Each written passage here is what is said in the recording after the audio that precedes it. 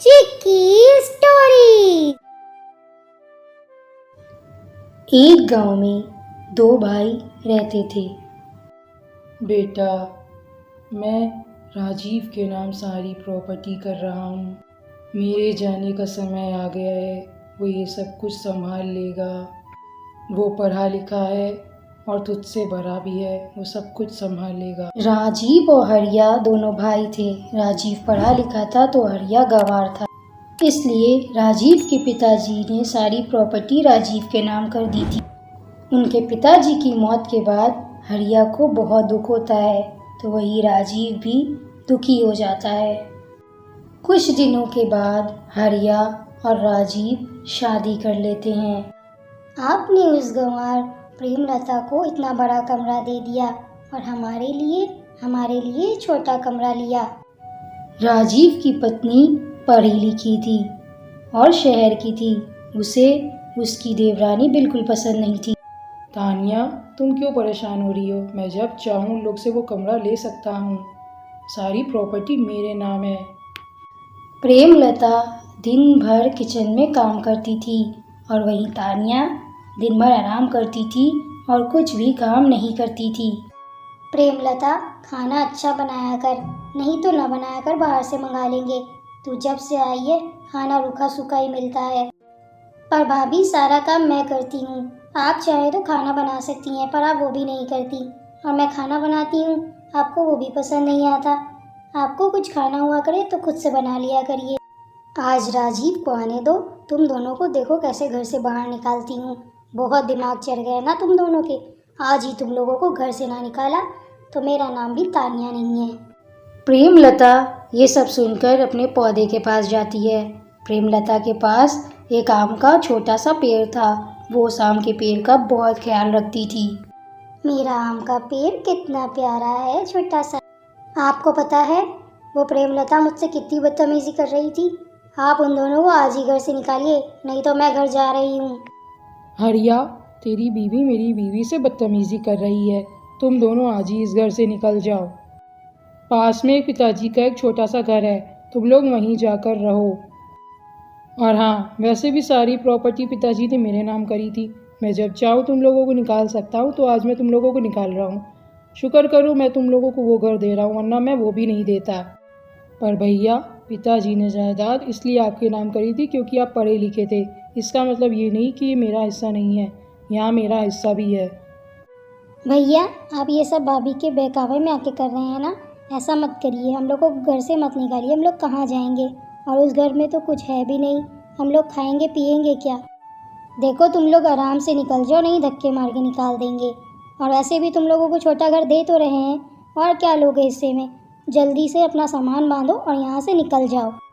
पर ये बिल्कुल गलत है भाभी। ठीक है, हम लोग इस घर से जा रहे हैं, पर आप लोग भी हम लोगों से दोबारा मत मिलिएगा और हम भी इस घर में दोबारा नहीं आएंगे। प्रेमलता, मैं कुछ नहीं कर पा रहा हूँ। भैया ने तो मुझे जायदाद से ही बेदखल कर दिया। हम लोग अब यहाँ नहीं रहेंगे, हम लोग आज ही चले जाएंगे। कोई बात नहीं हरिया जी, वैसे भी मैं आपसे गुस्सा नहीं हूँ। मुझे तो भाभी की सोच पे गुस्सा आ रहा है, पर कोई बात नहीं। मैं अपना पौधा ले लूँ, फिर हम लोग यहाँ से चलते हैं। चल मेरे प्यारे पौधे, हम लोग अपने दूसरे घर चलते हैं। अब हमारी यहाँ कोई जगह नहीं है। प्रेमलता, इस पौधे का क्या तू अचार डालेगी? चल, तेरे पास एक यही चीज़ है, ये भी ले जा। आगे से यहाँ ना आना। हरिया और हरिया की पत्नी प्रेमलता अपने छोटे से घर में आ जाते हैं। तभी प्रेमलता हरिया से कहती है, आप बिल्कुल भी परेशान मत होइए। कुछ दिन की बात है, भगवान एक रास्ता बंद करते हैं तो दूसरा ही खोल देते हैं। हाँ प्रेमलता, अब तो भगवान का ही भरोसा है। वैसे भी सबने तो धोखा ही किया है। मेरे प्यारे पौधे, अब से ये तेरा घर है, अब से तू यहीं रहे। रात हो जाती है और प्रेमलता और हरिया भूखे पेट ही सो जाते हैं। पर सुबह उठते ही, हरिया जी, ये पेड़ इतना बड़ा कैसे हो गया और इसमें आम भी आ गए? ये कैसे हो सकता है? रात में तो ये छोटा सा था। ओ प्रेमलता, मैं एक जादुई पेड़ हूँ। तुमने मेरा इतना ख्याल रखा और तुम्हारे बुरे वक्त में तुम्हारे साथ कोई नहीं था, इसलिए मैं अपने असली रूप में आ गया। तुम दोनों मुझ में से जितने आम तोड़ लो, मुझ में आम की कमी नहीं होगी और तुम वो आम बेचकर पैसे कमा सकते हो और अपना घर का गुजारा कर सकते हो। आम के पेड़ जी, आपने तो हम लोगों की परेशानी ही ख़त्म कर दी। सच में आप पेड़ नहीं, हमारे लिए आप फरिश्ता हैं।